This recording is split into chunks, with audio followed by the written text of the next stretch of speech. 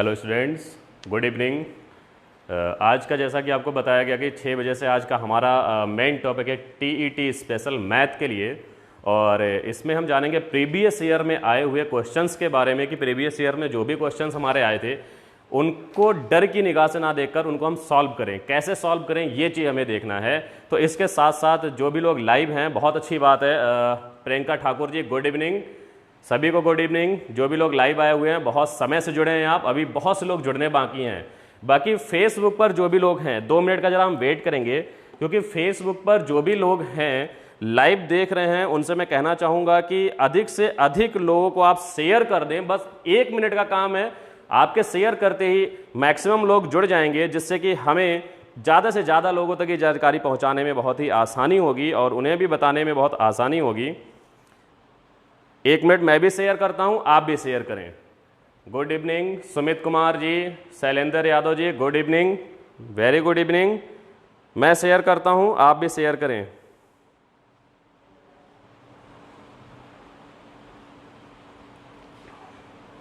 सभी लोग शेयर कर दें, जल्दी जल्दी शेयर करें आप लोग। जल्दी हमें क्लास स्टार्ट करनी है, इसलिए शेयर करने पे हम ज़्यादा ध्यान आपको नहीं देंगे, बस 2 मिनट का समय आपका लेना चाहते हैं ताकि आप शेयर कर दें।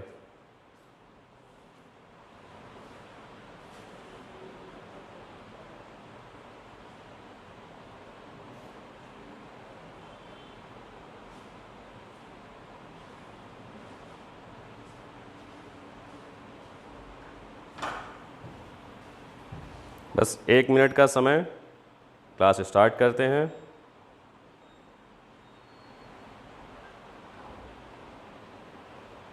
जो लोग एप्लीकेशन पर लाइव हैं 2 मिनट का वेट करें। जो लोग फेसबुक पर लाइव हैं वो लोग शेयर करते जाएं ताकि ज़्यादा से ज़्यादा लोग जुड़ सकें। Anil Kumar ji, good evening. एक एक व्यक्ति का कमेंट यहाँ पर देखा जाता है, आप कमेंट के लिए बिल्कुल भी ना घबराएं। आपका कमेंट हमारे लिए बहुत ही महत्वपूर्ण है। आपका कमेंट और साथ में आपका फीडबैक भी हमारे लिए बहुत महत्वपूर्ण है।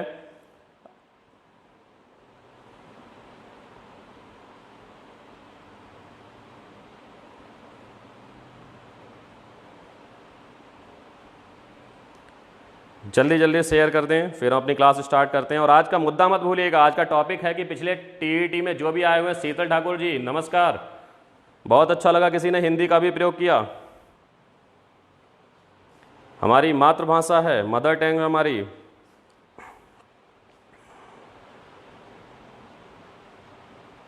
आपसे ज़्यादा तो मैं शेयर कर रहा हूँ, बाकी लोग जितने भी हैं जल्दी जल्दी शेयर कर दें। ठीक है, मेरी तरफ से शेयर हो चुका है। हम चलते हैं, सिर्फ काम की बात करेंगे, अब कुछ नहीं कहेंगे आपसे कि आप शेयर करिए या मत करिए। शेयर करें या ना करें, बट यहाँ ध्यान दें। अब सीधी सीधी बात ही होगी हमारी। संगीता सिंह, गुड इवनिंग, बहुत बढ़िया, आप लोग टाइम से जुड़ गए हैं, बहुत बढ़िया। अब देखिए हम करने क्या वाले हैं। आज मैंने आपको बताया था, एक आप लोगों को सूचना दी गई थी कि आज शाम 6 बजे से सिर्फ टीईटी स्पेशल जो हमारा लिखा हुआ है, टीईटी स्पेशल जो प्रीवियस ईयर में आए हुए क्वेश्चन थे उनके बारे में बात करेंगे। और मैंने एक ऐसा पेपर उठाया है, सर ऑफलाइन क्लासेस कब, विभा शुक्ला, कब से स्टार्ट होंगी। वैसे तो सूचना थी कि 15 के बाद 16 से स्टार्ट हो जाएंगी, लेकिन अभी कुछ सूचना मिल रही है कि 19 तारीख से स्टार्ट होने वाली हैं। बट रजिस्ट्रेशन स्टार्ट रहेंगे। जिन लोगों को रजिस्ट्रेशन से संबंधित कोई भी जानकारी है वो ब्रांच में जाके पता कर सकते हैं। ठीक है,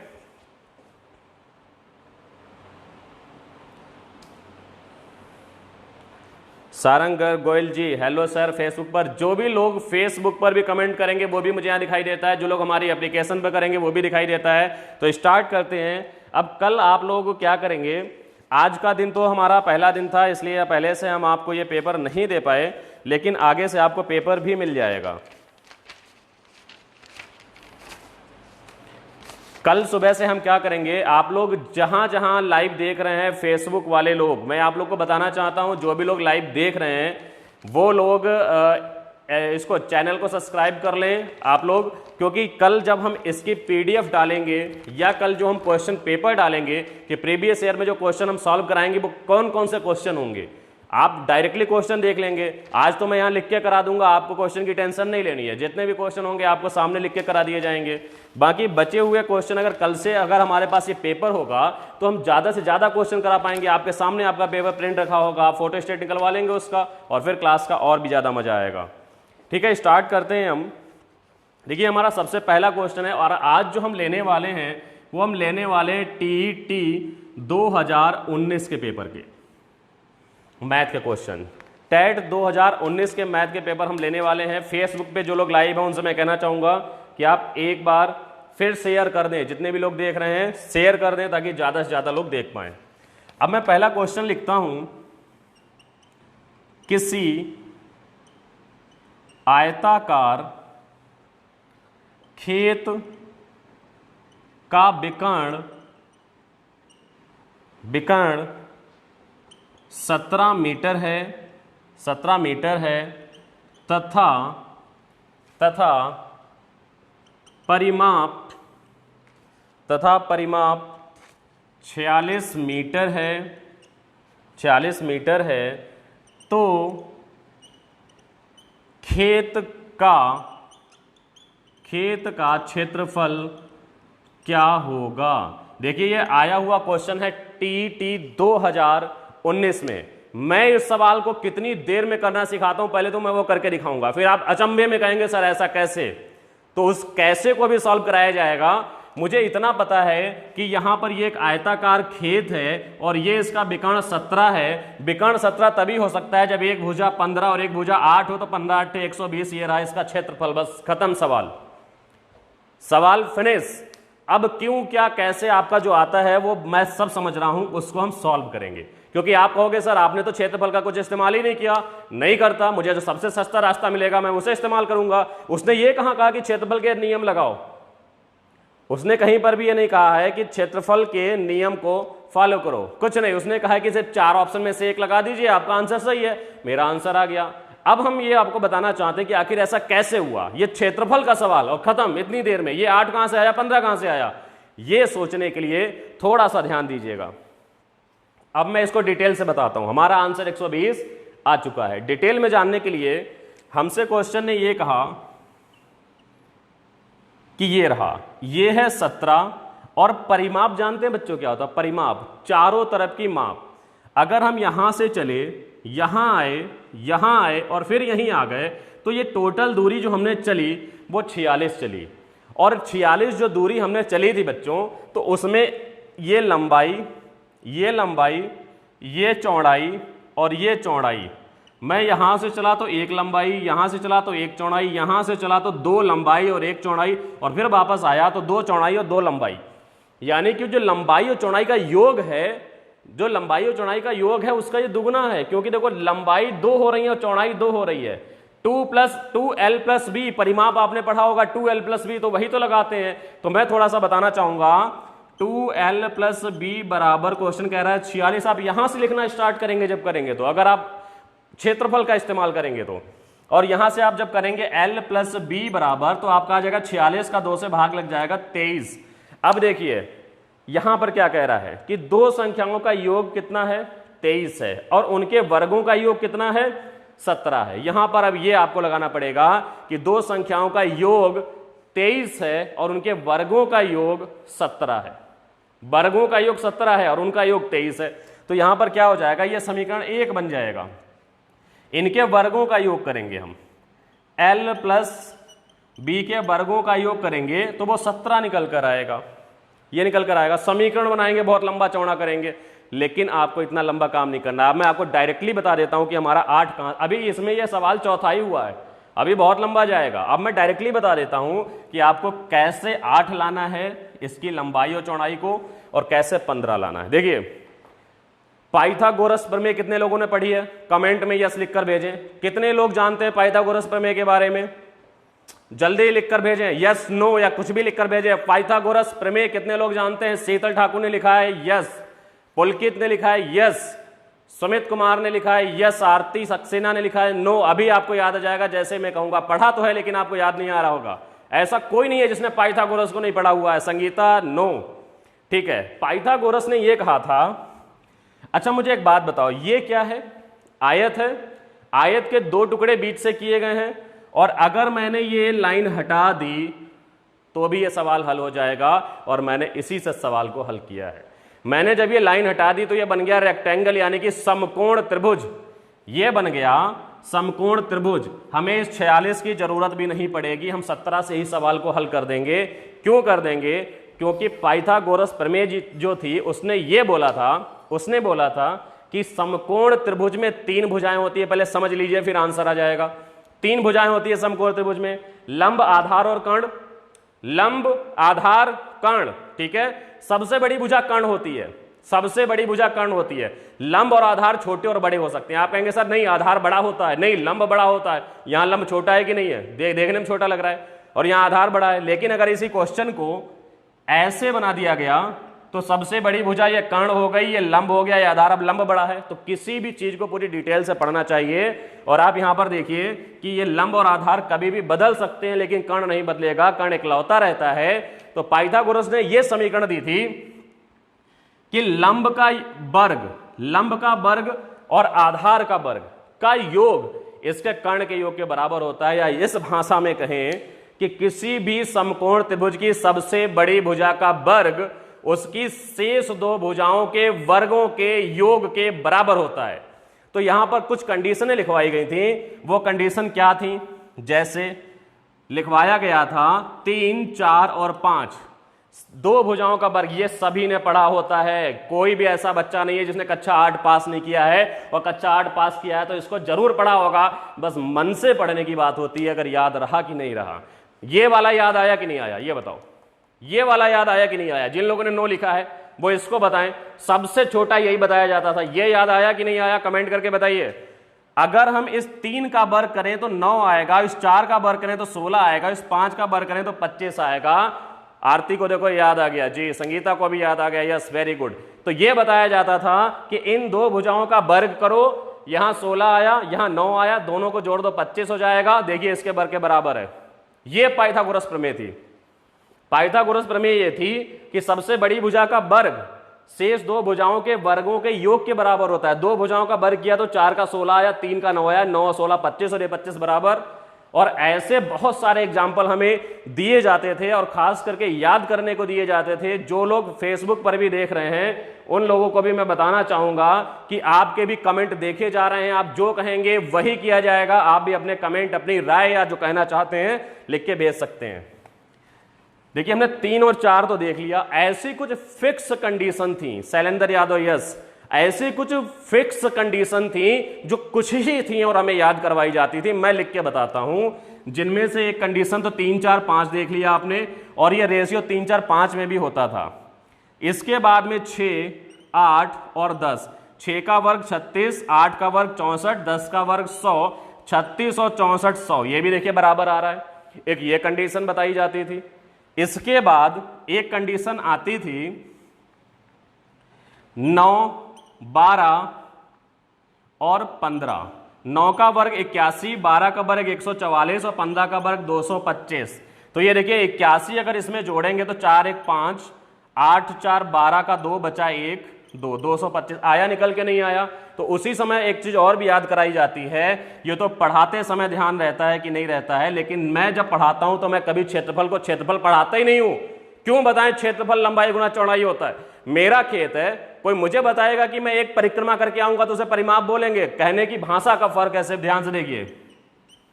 ये मेरा खेत है, ये 10 मीटर लंबा है और 5 मीटर चौड़ा है। अगर ऐसा मैंने मान लिया तो ये भी तो 10 है और ये भी 5 है। अब मैं क्या किताब में देख के कहूंगा? परिमाप होता है एक चक्कर लगाने में तय की गई दूरी। आपके प्लाट होते होंगे, आप अपने प्लाट में अगर एक चक्कर लगाते हैं तो क्या किताब से देख के निकालते कितनी दूरी चले? आप कहते हो 10 मीटर चला, 5 15, 15 10 25 और 5 30, ये परिमाप आ गया। और वो सूत्र लगाएगा 2L + B। L कितना? 10 और 5, 2 गुणा 10 + 5, तो 2 गुणा 205 15 और कहेगा 30। ये किताब कहती है और ये मैं कहता हूं। तो डायरेक्टली सोचने वाली बात है आपको कि हमें सूत्रों का इस्तेमाल नहीं करना है। सूत्र एग्जाम में याद नहीं तो सवाल गया आपके पास से। अब इसी में एक कंडीशन होती है बच्चों, यहां होता है 17, यहां होता है 15 और यहां होता है 8। 8 का वर्ग आप जानते हैं 64, 15 का वर्ग आप जानते हैं 225 और 17 का 289। जोड़िए, अगर इतना आ गया तो कंडीशन सही। 64 इसमें जोड़ेंगे 5 4 9, 6 2 8 और 2 289। तो ये कंडीशन मुझे याद थी, इसलिए जैसे मैंने यहाँ पे देखा कि ये आयत है और इसका विकर्ण 17 है, तो मैंने आयत को क्या कर दिया, आयत को मैंने एक समकोण त्रिभुज में बदल दिया, जो कि ये 15 दे गया और ये 8 दे गया। तो मैंने इसे पूरा बनाया, जब ये 15 तो ये भी 15, जब ये 8 तो ये भी 8, और क्षेत्रफल होता है लंबाई गुणा चौड़ाई, 15 गुणा 8 बराबर 120। आंसर समझ में आया? कितने लोगों को लगा कि ये सेकंड में खत्म होने वाली चीज है अगर मैंने यहां से याद किया हुआ है तो? अगर क्षेत्रफल से किया है नहीं होने वाला है, पक्का गलत करके आ जाओगे एग्जाम में। शीतल ठाकुर बहुत अच्छा, वेरी गुड, समझने के लिए धन्यवाद।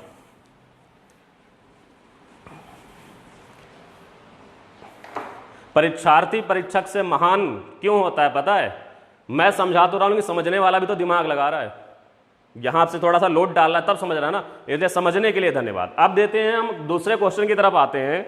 दूसरा क्वेश्चन है,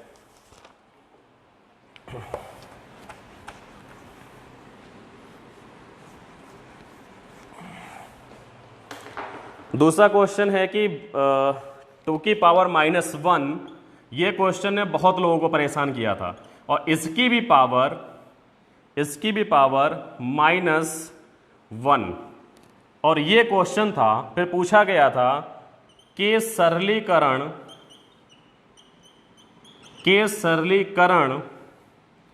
से प्राप्त संख्या होगी, और मुझे जो विकल्प दिए गए थे वो ए दिया गया था अभाज्य, बी दिया गया था सम संख्या, सी दिया गया था 2 का गुणक या गुणांक, और डी दिया गया था विषम संख्या। देखिए पहली चीज आप ये जान लीजिए, किसी भी संख्या की पावर चाहे प्लस हो चाहे माइनस हो, इससे फर्क नहीं पड़ता है। किसी भी संख्या की जो पावर होती है वो उसका पहाड़ा होता है। जैसे पहाड़े में वो संख्या जरूर आएगी जो पावर में आएगी। जैसे हमने 2 की पावर 1 2, 2 की पावर 2 4, 2 का पहाड़ा है कि नहीं है। 2 की पावर 3 8, 2 चौके 8 में आता है कि नहीं है। 2 की पावर 4 16, 2 के पहाड़े में आता है कि नहीं आता। तो जो पहाड़े में आता है उसे ही गुणांक कहते हैं। मैथ में कुछ भाषा आपको समझनी चाहिए, भाषा नहीं समझते तो कुछ नहीं समझते। मैथ में यह कहता है जो पावर में आएगा वो पहाड़े में जरूर आएगा, और जो पहाड़े में आएगा वो गुणांक जरूर होगा। तो 2 की पावर प्लस या माइनस कुछ भी है, 2 का गुणक जरूर होगा। एक तो आंसर ये होगा। दूसरी चीज 2 की पावर -1 और -+1, तो आंसर आएगा 2। देखिए पावर माइनस माइनस कट जाएगी और -1 से कुछ फर्क नहीं पड़ना है। यहां इसको खोला तो माइनस, इसको किया तो प्लस, माइनस माइनस प्लस होता है आप जानते हैं। तो 2 आंसर आ गया। और 2 एक, इसमें हल ही क्या करना, ये तो आपको बेवकूफ बनाने के लिए क्वेश्चन डाल दिया गया। यहां पे लोड ले लेगा बिना मतलब कि पावर की पावर है। अरे पावर की पावर क्या, माइनस माइनस कट गया, एक कोई पावर होती है क्या? 2 की पावर 1 का मतलब 2 ही तो होता है। 3 की पावर 1 का मतलब 3 ही तो होता है। माइनस लगा दिया भ्रमित करने के लिए, माइनस माइनस प्लस पावर एक ही है, लेकिन लिखने का तरीका बदल दिया। आप परेशान हो गए। 2 आंसर क्या है, अभाज्य। 2 पहली अभाज्य संख्या है तो पहला भी सही है। 2 एक सम संख्या है, दूसरा भी सही है। और 2 की पावर कुछ भी होगी तो आंसर 2 के गुणांक में ही आएगा, ये भी सही है। और 2 कभी विषम नहीं होता है, हमेशा सम होता है। इसलिए आंसर जो नहीं होगा इसमें से वो ये होगा। और इसमें पूछा गया था कि सरलीकरण से प्राप्त संख्या होगी, और यहां पे ऑप्शन दिया गया था A B C। इन तीनों को ही माना गया था और तीनों ही इसके आंसर थे।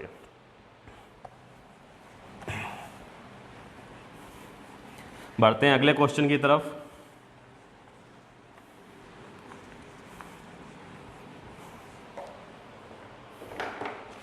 कुछ गर्ल्स भी इसमें ऑनलाइन हैं, लाइव हैं। उनसे मैं जानना चाहता हूं कि क्या उनको ये लगता है कि गर्ल्स की मैथ कमजोर होती है?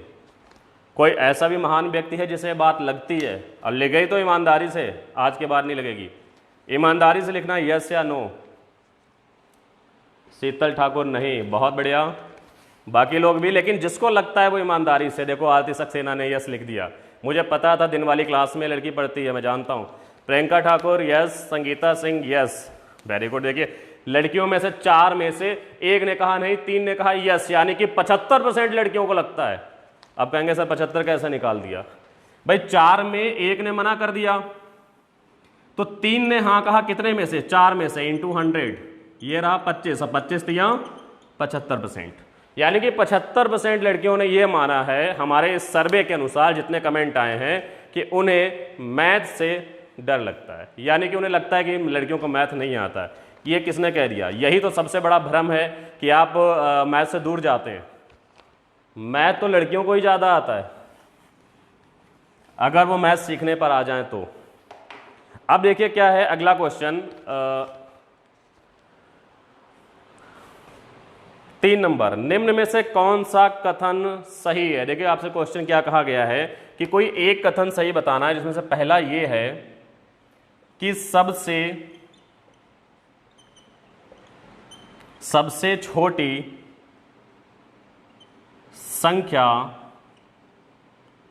सबसे छोटी अभाज्य संख्या 1 है। आज सिर्फ आंसर नहीं कराए जा रहे हैं, आज विश्लेषण भी किया जा रहा है कि क्यों, क्या, कैसे, सारी चीज आप समझिएगा। फिर दूसरा कह रहा है एक भाज्य संख्या विषम हो सकती है। तीसरा कह रहा है दो सम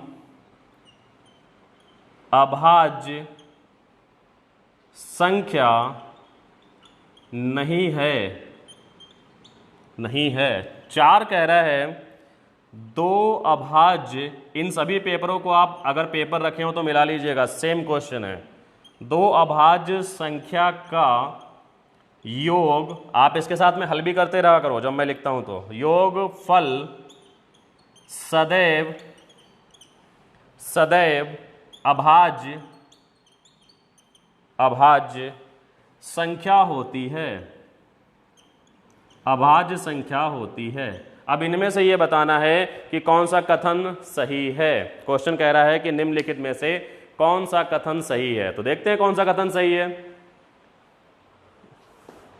Sneha Chaudhary, yes, very good. Sunil Kushwaha, नहीं सर, सुनील कुशवाहा आपको तो डर लगना ही नहीं चाहिए, क्योंकि भ्रम तो ये है ना कि लड़कियों को लगता है कि मुझे मैथ नहीं आता है। आप क्यों कह रहे हैं नहीं?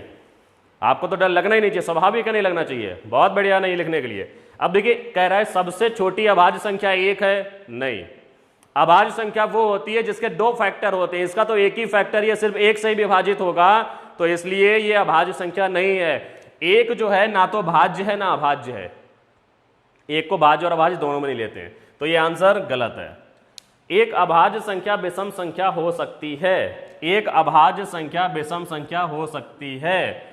भाई साहब विषम संख्या जो होती हैं 2 को छोड़ के सभी अभाज्य ही होती हैं। अरे सॉरी, जो भाज्य संख्या विषम संख्या, भाज्य की बात की, ठीक है। कह रहा है कि एक भाज्य संख्या विषम हो सकती है। आप 15 की बात करिए, 15 कैसी संख्या है, तो आप कहेंगे सर विषम है। विषम के साथ में 3 से डिवाइड भी हो रही है 5 बार में, तो ये भाज्य है। तो यानी कि ये वाला कथन सही है। जब ये सही है तो आगे की जरूरत नहीं है एग्जाम में छूने की, लेकिन यहां आप समझ लीजिए आगे क्या कह रहा है। 2 सम अभाज्य संख्या नहीं है, जबकि 2 इकलौती ब्रह्मांड की एकमात्र अभाज्य संख्या है। क्वेश्चन कह रहा है कि 2 सम अभाज्य संख्या नहीं है, 2 ब्रह्मांड की एकमात्र सम अभाज्य संख्या है, दूसरी कोई सम अभाज्य संख्या बनी ही नहीं है, ना बनेगी, क्योंकि सिर्फ 2 एक ऐसी संख्या है जो अभाज्य भी है और सम भी है, इसको हम कहते हैं सम अभाज्य संख्या, दूसरा कोई नहीं है। अनुज सिंह 1 2 1 कैसे है भाई? 1 सबसे छोटी अभाज्य संख्या किसने कह दिया? अनुज सिंह जी। फिर क्वेश्चन कह रहा है कि 2 अभाज्य संख्या का योगफल सदैव अभाज्य संख्या होगी, यानी कि 2 अभाज्य संख्या को जोड़ा जाए तो योगफल भी अभाज्य आना चाहिए, ऐसा कोई जरूरी नहीं है। जैसे 2 और 3, बहुत से लोग क्या करेंगे, शुरुआत के 2 और 3 को जोड़ा 5, तो देखा ये भी अभाज्य, ये भी अभाज्य, ये भी अभाज्य, लगा दिया आंसर, क्योंकि शुरुआत की 2 संख्या जोड़ ली, 2 आंसर है। वेरी गुड अनुज जी। लेकिन जैसे ही आप 5 और 7 को जोड़ेंगे, ये भी अभाज्य, ये भी अभाज्य, लीजिए 12 आ गया, भाज्य संख्या आ गई। ये लीजिए कंपोजिट नंबर आ गया, भाज्य नंबर आ गया।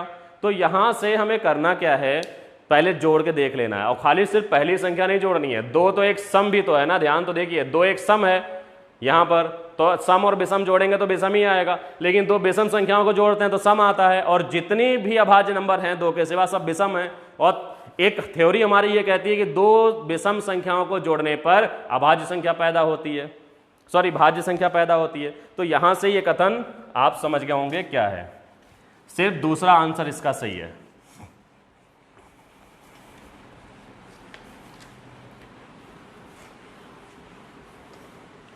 चलिए क्वेश्चन के साथ साथ थोड़ी सी हम आप लोगों की कुछ मुसीबतें दूर करने आए हैं। मुसीबतों का मतलब कि आप लोग को बड़ा शौक रहता है कि हम ये वाला चैप्टर पढ़ें, हमने कभी नहीं पढ़ा तो समझ में नहीं आया है।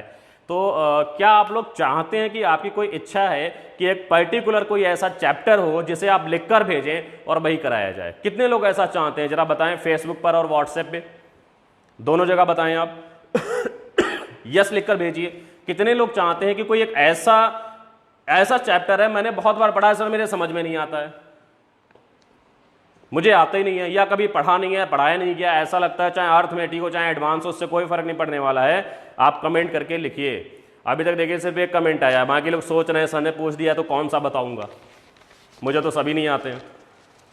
सभी नहीं आने के लिए तो हम खड़े हैं ना यहाँ पे, एक से लेकर सिखाएंगे। जिसके पास मैथ सिर्फ 5% है, जिस बच्चे के पास मैथ सिर्फ 5% है, 95% तक ले जाने की गारंटी मैं लेता हूं। बस आप बने रहिए साथ में, 95 तक जाएंगे। और यह भी बता रहा हूं, एक भी सूत्र नहीं दूंगा, एक भी सूत्र नहीं याद करवाऊंगा, कॉन्सेप्ट से कराऊंगा आपको। क्योंकि मैथ पहले दिमाग में आया कि पहले पन्नों में आया? हमारा सीधे आपसे कहना यह है कि मैथ पहले किसी के दिमाग में आया कि पहले उसने छाप दिया फिर कहा कि यह मैथ है? अरे छाप कैसे देगा जब उसे पता नहीं चलेगा? तो माइंड में पहले आया तो वही पहले माइंड में आपके डालना है, फिर यहां पर देखना है कि अब मैथ क्या है। तो हमारी सोच को मैथ में बदला जाता है, हम सोच को मैथ में बदल देंगे। सिर्फ एक आया है अभी तक आंसर, यस सर। बाकी लोग पता नहीं, बाकी लोग देख रहे हैं कि कपिल शर्मा शो चल रहा है कहीं, चलो ये जो कह देगा वही हम करा देंगे। प्रियंका ने कह दिया सर ये वाला चैप्टर वो हम भी देख लेंगे। अरे आप लोग इतने दिन से पढ़ रहे हैं, क्या एक चैप्टर आपको नहीं पता है कि कौन सा? या तो आप चाणक्य हैं, बहुत बड़े महान हैं, हो सकता है भाई बहुत महान हो, आपको सारे के सारे चैप्टर आते हो।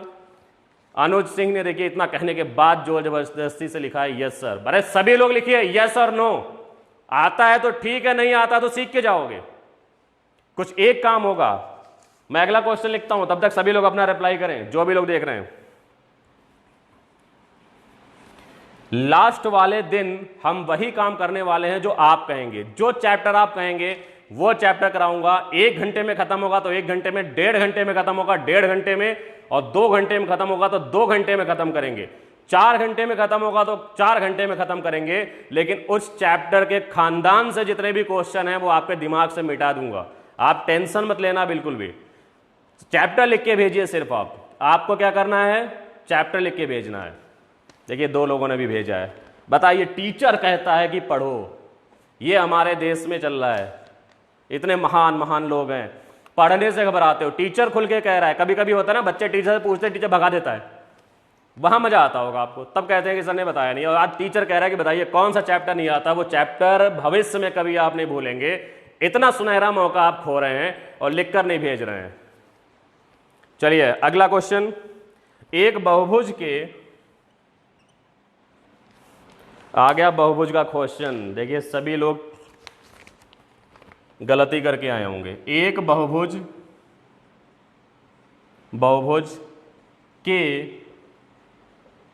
अंत एवं बाह्य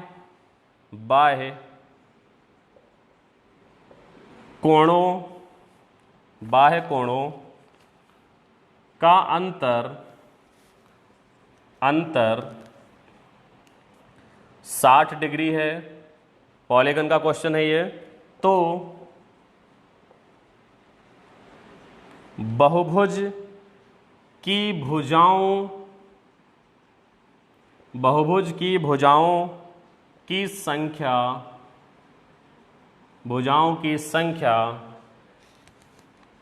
क्या होगी? बहुभुज की भुजाओं की संख्या क्या होगी? कितने लोग इस क्वेश्चन को कर सकते हैं? Anuj Singh, time, speed and distance, बहुत बढ़िया चैप्टर। बाकी लोग भी अपने मन से लिखकर भेजिए। कितने लोग इस क्वेश्चन को कर सकते हैं? अभी आंसर दे सकते हैं, यस नो। जल्दी कमेंट, देखो आपके कमेंट से ही क्लास एक महत्वपूर्ण रोल अदा करती है अपना, और कमेंट अगर आप नहीं करते हैं तो फिर मज़ा नहीं आता है। अगर आप कर सकते हैं तो यस, नहीं तो नो लिखने में क्या बेइज्जती है आपको। अब देखिए यहां पर कह रहा है कि एक बहुभुज पॉलीगन के अंतः तथा बाह्य कोणों का अंतर 60 है, तो बहुभुज की भुजाओं की संख्या क्या होगी। ये तो चला गया ना एडवांस में चला गया, तो रिप्लाई करना ही बहुत मुश्किल हो रहा है आपको। राजवीर नो, बहुत बढ़िया। ईमानदारी से बच्चा जो बोलता है मुझे समझ में आता है, और जो बच्चा ईमानदारी से बोल के जाता है वो सीख के भी जाएगा। अब बताएं मैं कितनी देर में इसको करूंगा। अगर एग्जाम में मेरे क्वेश्चन आता है ना तो आप कहोगे सर क्या मजाक चल रहा है। मजाक नहीं, मेरे द्वारा पढ़ाया हुआ बच्चा, मैंने जिन बच्चों को पढ़ाया हुआ है वो बच्चा भी उतनी देर में ही करेगा जितनी देर में मैं करूंगा। और वो यहां पर क्या करेगा, एक बहुभुज के अंतः एवं बाह्य कोणों का अंतर 60 है। ठीक है, तो यहां पर पहले मैं इसके ऑप्शन लिख देता हूं, क्योंकि इस सवाल में कुछ थोड़ा सा एक पंगा भी है।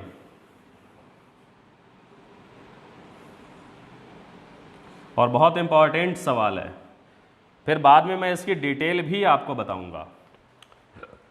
Sir sound is not,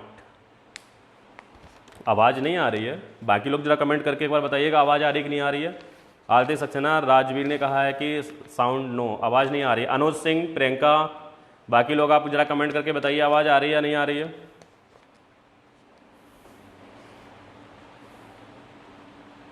sir आ रही है।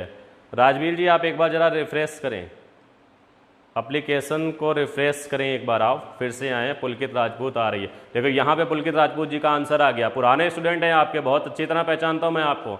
और जब मैं आपसे पूछा था कि चैप्टर तो आपकी आवाज़ नहीं निकली। अब देखिए यहाँ पे करना क्या है, एक बहुभुज के अंतः कोण तथा बाह्य कोण का जो अंतर है वो 60 है। मैंने ये भी पूछा था कितनी देर में कर सकते हो, किसी ने नहीं बताया। यस और नो के बारे में सिर्फ 2 लोगों ने नो लिखा। मैथ में रिप्लाई देने वाला बच्चा स्वतः ऊपर उठना शुरू कर देता है। रिप्लाई ना पेड़ में खाद डालने के बराबर है। जैसे पेड़ में खाद डालते हैं ना बढ़ने लगता है, वैसे रिप्लाई भी खाद है। जैसे आपके अंदर पढ़ने लगती है बढ़ने लगती है। आप पूछेंगे तभी जब सीखने की चाहत होगी, और बढ़िया से बता दिया जाएगा तो आप सीख जाएंगे। मुझे अगर ये सवाल करना होगा तो मैं इस सवाल को करने के लिए ऊपर लिखूंगा 360 और नीचे लिखूंगा 60, और ये मेरा आंसर जो आएगा 6 आंसर आ जाएगा। ये रहा आंसर। अब आप कहोगे क्यों, क्या, कैसे, तो उसके लिए ही मैं यहाँ खड़ा हूं कि आखिर क्यों, क्या और कैसे। पॉलीगॉन का सवाल ऐसे निकाल देना, मजाक तो चल नहीं रहा है। लास्ट तक बने रहिए कि मैं बताऊंगा अभी ये 6 कैसे निकाला है मैंने। इसका ये एडवांस मैथ है। एडवांस मैथ में आपने उंगली रखी और आपका आंसर आ गया। लेकिन मैंने यहां पर ऑप्शन क्यों दिए, आपके ऑप्शन भी बताऊंगा। अब सबसे पहले मैं आपको इसके बहुभुज के बारे में बता देता हूं कि बहुभुज होता क्या है। जिसकी कई भुजाएं होती हैं उसे हम बहुभुज कहते हैं। क्या त्रिभुज एक बहुभुज है, यह जानकारी है आपको? अगर मैं बहुभुज की बात करूं और कह दूं कि त्रिभुज एक बहुभुज है, तो क्या आप मानेंगे कि त्रिभुज एक बहुभुज है? यस और नो में बताइए अगर आप मानते हैं तो। त्रिभुज के बारे में कितनी जानकारी रखते हैं आप? बहुभुज तो बहुत दूर की बात है। अभी त्रिभुज की अगर जानकारी, एडवांस ऐसा ही होता है, बच्चे एडवांस इसलिए घबराते हैं। शैलेश गुप्ता जी ने कहा है नो। बाकी लोग भी अपना कमेंट बताएं। गुप्ता जी ने अगर सही बताया होगा तो वेरी गुड, मुझे खुशी है कि बच्चा जानता है, और नहीं जानता है तो आज सीख के जाएगा। इस क्लास का मतलब ही यही है। 4 क्वेश्चन ही सही, लेकिन मन से पढ़ो, देखो मजा आने लगेगा। नो नो नो, तीनों आंसर नो आए हैं। मैं बताता हूं कि जो त्रिभुज है, त्रिभुज बहुभुज कहता है जिसकी कई भुजाएं हों, और सबसे छोटा बहुभुज त्रिभुज ही होता है। क्या यह भुज नहीं है?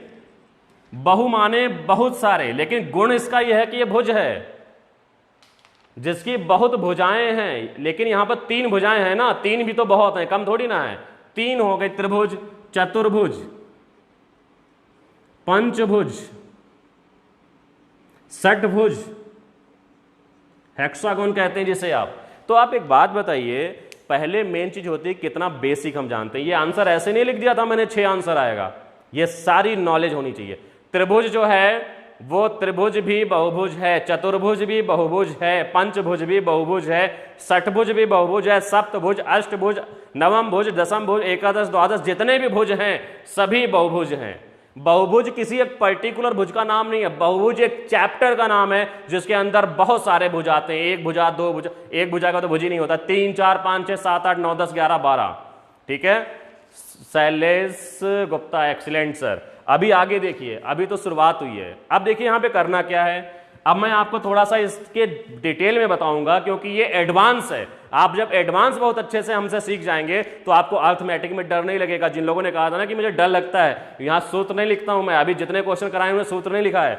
अब देखिए त्रिभुज जो होता है आप जानते हैं ये 60 डिग्री होता है, ये भी 60 होता है, ये भी 60 होता है, और त्रिभुज के तीनों कोणों का योग 180 होता है। ये हर बच्चा जानता है, और यही अगर इतना बच्चा जानता है तो पूरा बहुभुज खत्म कर दूंगा, उसे कहीं दिक्कत नहीं आएगी। पूरे एडवांस के इस चैप्टर में दिक्कत नहीं आएगी, बस जानकारी इतनी ये होनी चाहिए कि त्रिभुज के तीनों कोणों का योग 180 होता है। अब मुझे एक बात बताइए, अगर मैं चतुर्भुज बनाऊं, बच्चों ध्यान से देखिएगा, यहां पे बहुत काम की चीज है, जब ध्यान से नहीं सुनते हो ना सारे कॉन्सेप्ट बेकार होते हैं।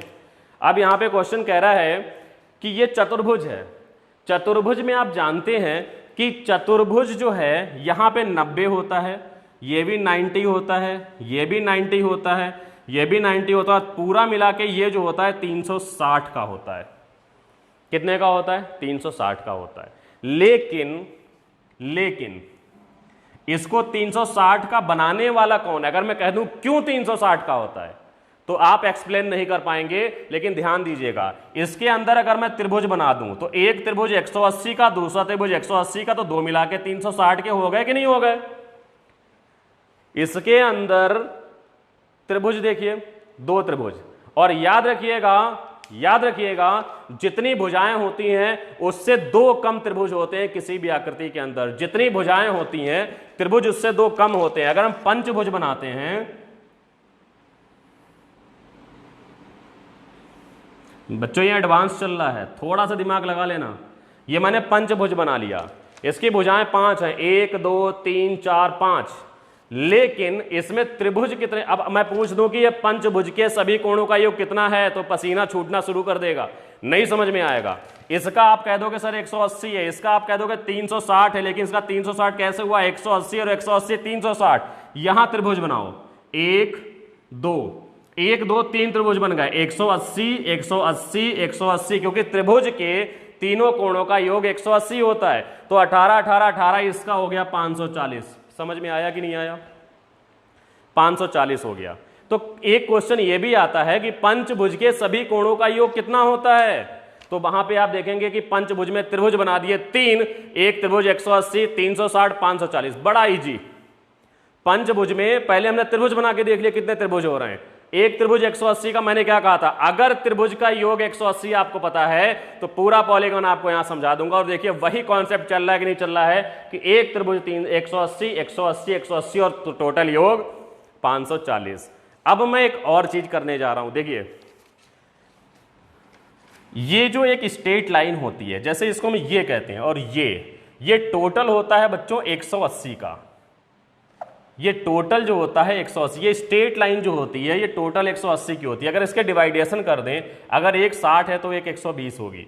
तो ध्यान से देखिए क्या ये स्ट्रेट लाइन है कि नहीं है? ये है अंतः कोण, इसको कहते हैं अंदर का कोण। जब ये स्ट्रेट लाइन में एक कोण अगर 60 है तो ये देखने में तो ये ऐसी लग रही है, लेकिन अगर इसे हम समतल पे रखें तो ये ऐसी हो जाएगी। जब ये 60 है तो ये 120 होगी कि नहीं होगी बताइए? वो देखिए चतुर्भुज में 4 ट्राइंगल हो सकते हैं, ये कट करोगे क्या इसको? कोई भी भुजा कट नहीं होनी चाहिए। अगर चतुर्भुज में 4 होंगे तो यहां बहुत सारे हो जाएंगे, भुजा कट नहीं होनी चाहिए। ठीक है शैलेश गुप्ता जी, बिल्कुल भुजा कट नहीं होनी चाहिए। चतुर्भुज में पूरे सिर्फ 2 ही बनेंगे, क्योंकि हम क्या करते हैं, कट नहीं होना चाहिए। एक भी कट लग गया तो फिर वो मामला खराब हो गया, कॉन्सेप्ट में ही बनेगा। अब देखते हैं हम अगले क्वेश्चन की तरफ आते हैं। तो ये बात बताइए, क्या ये समझ में आया कि ये अंतः कोण अगर 7 है तो बाहर का कोण कितना होगा? 120। शैलेश गुप्ता जी बहुत बढ़िया कॉन्सेप्ट, सवाल का आंसर निकलने जा रहा है, आप ध्यान से देखिएगा। अगर इसने बहुभुज में एक बहुभुज के अंतः और बाह्य कोणों का योग 60 है, अंतर 60 है, तो बहुभुज की भुजाएं कितनी है? ध्यान दीजिएगा, आप आंसर सभी का हम निकालने जा रहे हैं, बहुत ध्यान से। इनका बीच का अंतर बताओ कितना है? 120 और 60 के बीच में अंतर कितना है? 60। क्या ये वाला क्वेश्चन बना कि नहीं बना? ध्यान से देखिए, क्या ये वाला क्वेश्चन बना कि नहीं बना कि एक बहुभुज के अंतः कोण और एक बाह्य कोणों का अंतर 60 है। देखिए 120 अंदर का है, सॉरी 60 अंदर का है और 120 बाहर का है, कोण का अंतर कितना है? 60। ये कंडीशन यहां लागू हो रही है, यहां लागू हो रही है। लेकिन उसने कहा बहुभुज की भुजाएं बताओ, मैंने 6 आंसर लगाया है, यहां 3 है, 1 2 3। मैंने 6 इसीलिए लगाया है क्योंकि 3 वाला ऑप्शन में नहीं दिया है। सवाल खतरनाक कैसे बनाया जाता है वो सीखिएगा। अगर ये 3 वाला दे देगा, देखो 2 कंडीशन आ रही है, यहां 3 और 6 दोनों दे देता तो ए और बी दोनों आंसर हमें लगाना पड़ता। आप देखिए ध्यान से, फिर से बना देता हूं मैं इसे।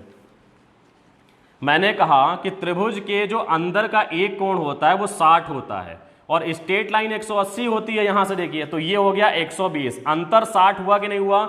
और इस क्वेश्चन का मतलब आ रहा है एक बहुभुज के अंतर तथा बाह्य कोणों का अंतर 60 है, तो बहुभुज की भुजाएं बताइए। मैंने आंसर वहां सेकंड में निकाल लिया था, लेकिन एक्सप्लेन कितनी देर तक हो रहा है तब जाके वो आया था।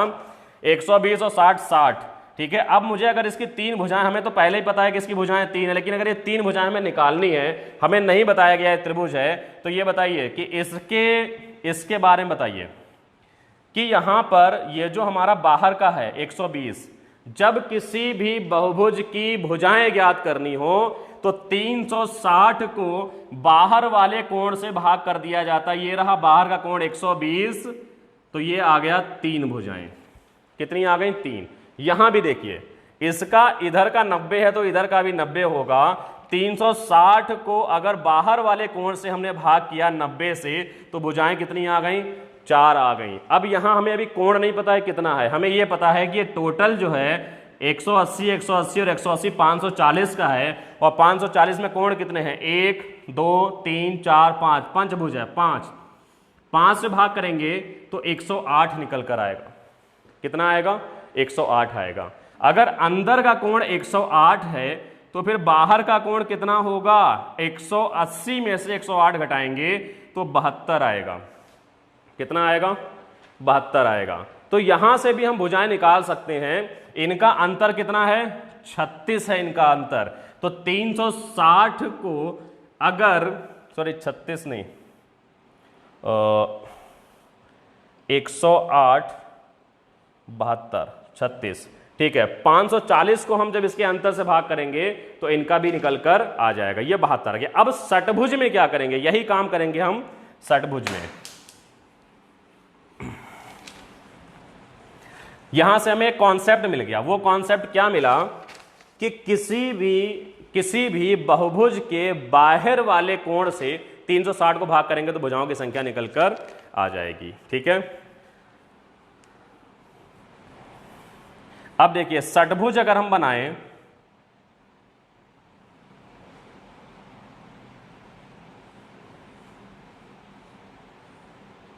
एक दो तीन चार पांच, 1 2 3 4 5, एक कम है अभी,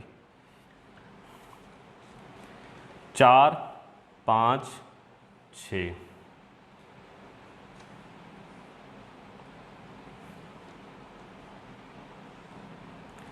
अगर हम इसको देखते हैं तो इसमें हमारा कितने त्रिभुज बनेंगे? 1 2 3 4, ठीक है। 1 2 3 4 5 6, यहां पे 7 हो रहे हैं, 6 बनाना है।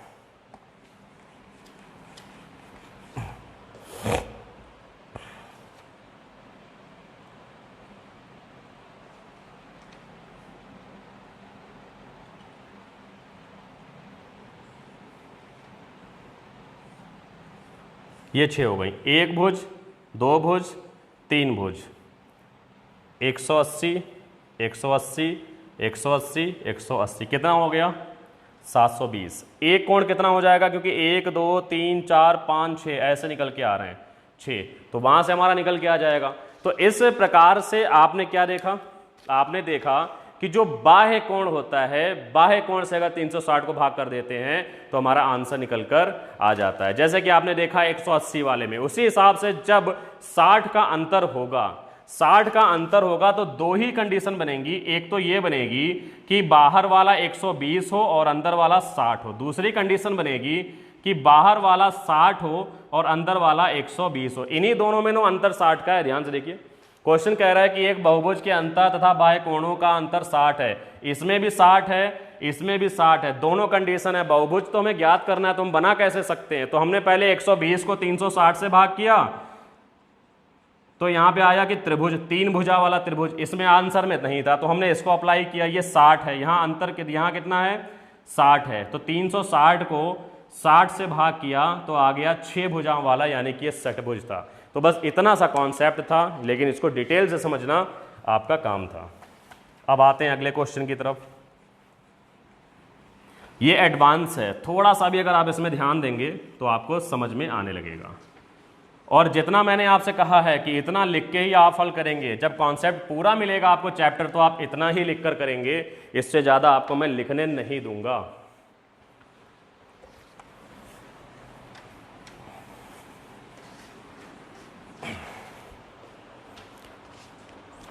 अगला क्वेश्चन, एक सरल लेखा आदित्य राजपूत, गुड इवनिंग गुरुदेव, good evening Aditya Rajput ji. Question कह रहा है एक सरल रेखा, अगला क्वेश्चन है एक सरल रेखा पर स्थित बिंदुओं की संख्या होती है और ऑप्शन दिए हैं, पहला 0, B 2, C 1 और D असंख्य। पहले तो हम इसके लाइन को समझते हैं कि आखिर ये लाइन जो कहना चाह रहा है वो लाइन क्या है। ठीक है, ये लाइन क्या है जो कहना चाह रहा है? एक सरल रेखा पर स्थित बिंदुओं की संख्या हो सकती है। ये रही एक सरल रेखा। अगर इसमें, चलो वो बाद में देखेंगे, इस पे हम कितने बिंदु, 1 2 3 4 5, एक बिंदु से माइनर के फर्क पे अगर हम निकाल सकते हैं, शैलेश गुप्ता ने एकदम सही आंसर दिया हुआ है डी। तो यहां पे कहीं भी हम बिंदु बना सकते हैं, जितनी हमारी मर्जी हो उतने बिंदु हम बना सकते हैं किसी भी एक सरल रेखा पर। एक स्ट्रेट लाइन पर हम जितने चाहें उतने पॉइंट बना सकते हैं, बिंदु बना सकते हैं, जिसको हम नाम देते हैं असंख्य का। डी आदित्य राजपूत जी का भी। लेकिन अगर यहां कहता एक सरल रेखा पर स्थित, एक सरल रेखा के किनारों पर, अंतिम छोरों पर, तो अंतिम छोर पहला भी होता है लास्ट भी होता है। अंतिम ये नहीं है क्या पता इधर से शुरुआत हुआ हो इधर अंतिम, इधर शुरुआत हुआ इधर अंतिम, किसी चीज की हम तो ऐसे लिखने की आदत डाल ली है ना हमने कि हम ऐसे लाइन बनाएंगे तो कहेंगे यहां शुरू हुई और यहां खत्म हो गई, लेकिन वो किधर से भी हो सकती है। तब दो आंसर होगा, क्योंकि एक इस किनारे पर और एक इस किनारे पर, और अभी आंसर जो है वो है असंख्य आंसर है, यानी कि कोई लिमिट नहीं है कितने बिंदु आप बना सकते हैं।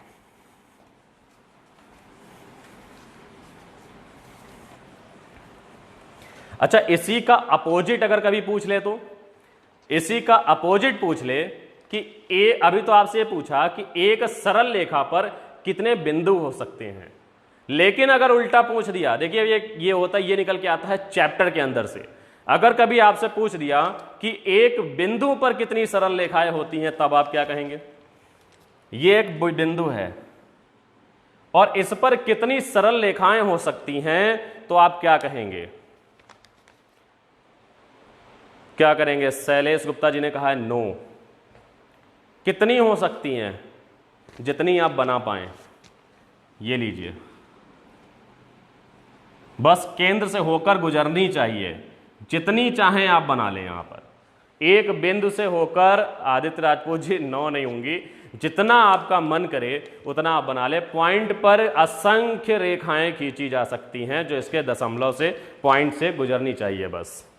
तो दोनों चीजें आप समझ लीजिए। सवाल कभी उल्टा भी पूछता है तो आपको याद रहेगा कि मुझे बताया गया था। और जब चैप्टर होगा तो मैं क्या कहता हूं, मैं चैप्टर ने उसके खानदान को निपटाता हूं, कोई क्वेश्चन नहीं बचेगा। कितनी आप चाहें, वेरी गुड शैलेंद्र यादव, जितनी आप चाहें 2-3 दिन तक खींचते रहें, कोई फर्क नहीं पड़ेगा। अब देखो एक क्वेश्चन कह रहा है, एक पाइथागोरस ट्रिक ज्ञात कीजिए अगला क्वेश्चन है, एक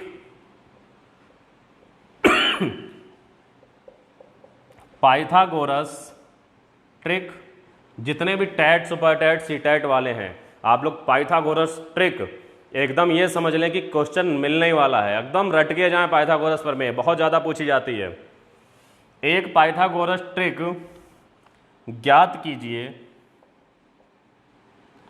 ज्ञात कीजिए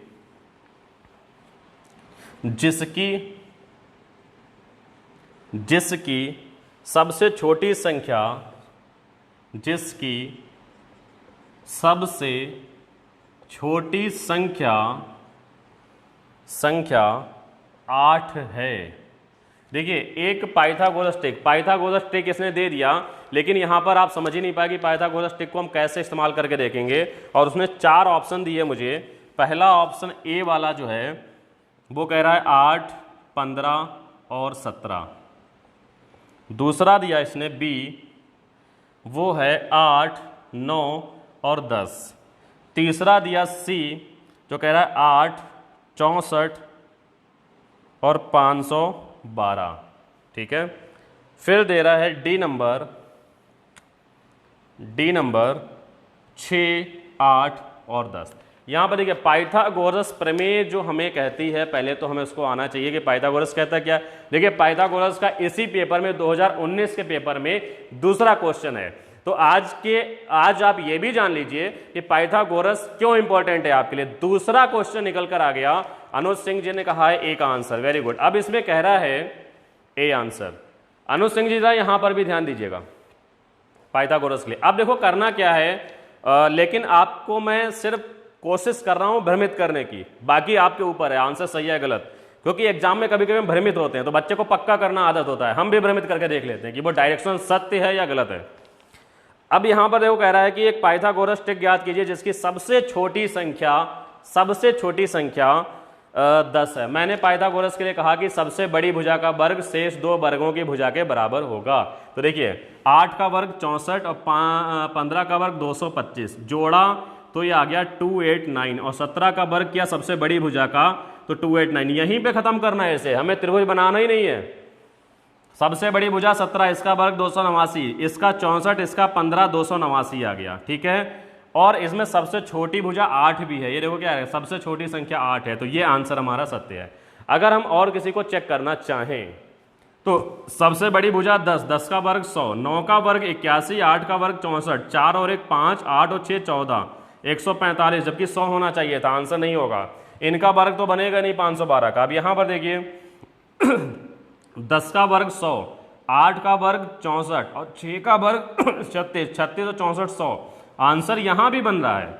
ये भी पाइथागोरस का पालन कर रहा है, लेकिन इसकी सबसे छोटी भुजा 6 है, 8 नहीं है, इसलिए ये आंसर नहीं होगा। बहुत से लोग क्या करते हैं ना, ये इजी होता है, ये सबको याद होता है, 6 8 10 होता है, 3 4 5, 3 4 5, 2 से भाग करो 3, 2 से भाग करो 4, 2 से भाग करो 5, एक एवरेज होता है 3 4 5 सिखाया जाता है।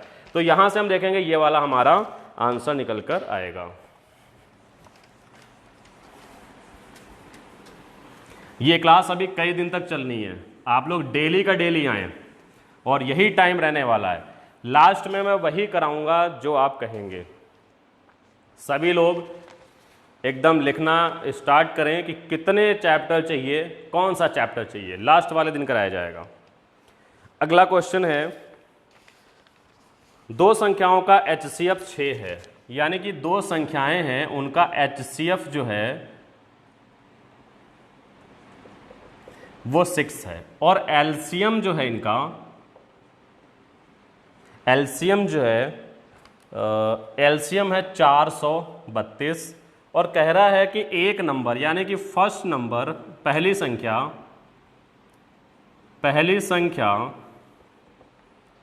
48 है, तो दूसरी संख्या क्या होगी? तो दूसरी संख्या क्या होगी? तो आप लोगों ने यहां पे एक सूत्र पढ़ा होगा कि first number into second number बराबर एलसीएम इनटू HCF। इसमें रख देते हैं। HCF देखिए पहली संख्या तो हमें पता है, दूसरी ज्ञात करनी है। पहली संख्या है हमारी 48 गुणा दूसरी संख्या x बराबर एलसीएम है हमारा 432 गुणा HCF है हमारा 6। तो 6 से अगर हम भाग करेंगे तो 6 से 8 बार में 48 कट गया और 8 से इसको भाग करेंगे क्योंकि 8x बराबर बचा 432, तो x बराबर 432 बटा 8।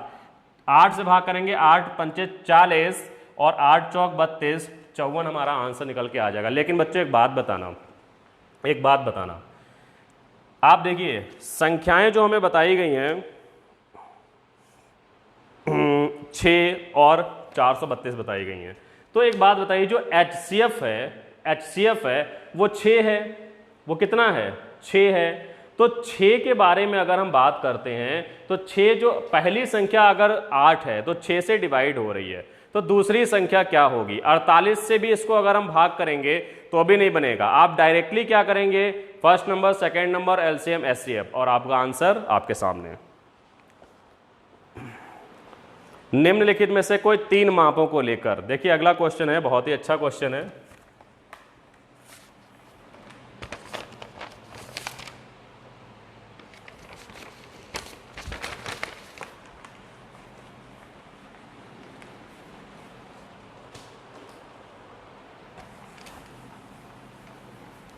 और ये आज का हम लास्ट क्वेश्चन लेंगे क्योंकि 7 बजे से मेरी मैथ की लाइव क्लास शुरू होने वाली है। नेक्स्ट हम कल करेंगे, आप लोग डेली आएँ, डेली इसी तरह से क्लास चलती रहेगी। अगला क्वेश्चन है z का मान ज्ञात करें यदि संख्या 4 1 7 Z 8 9 से विभाजित हो। देखो यहां पे क्वेश्चन कह रहा है एक संख्या में अंक ना डालकर Z डाल दिया गया है।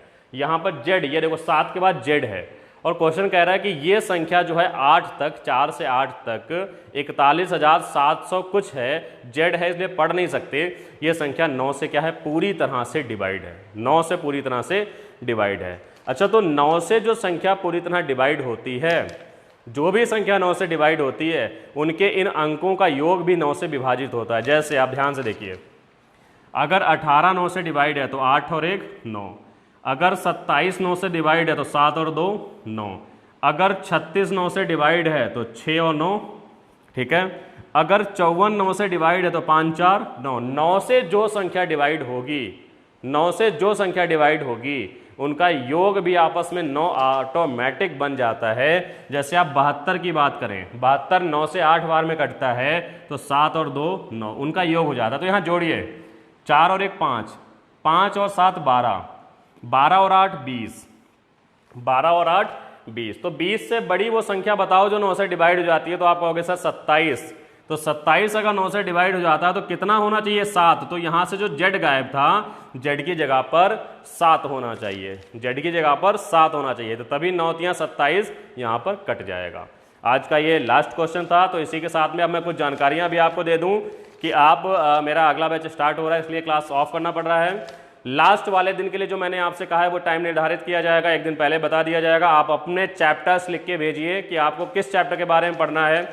कल आप लोग क्या करेंगे, कल जो आपका मेन काम है वो आपका मेन काम ये है कि आप ज़्यादा से ज़्यादा लोगों को बताएंगे, ज़्यादा से ज़्यादा लोगों से जुड़ने का प्रयास किया जाएगा। और जब ज़्यादा से ज़्यादा लोग चैप्टर लिख के भेजेंगे तो उन चैप्टरों पे काम करने में और ज़्यादा मजा आएगा। ठीक है, तो आज की क्लास को यहीं ख़त्म करते हैं। Okay, good night. कल मिलते हैं 6 बजे इसी टाइम।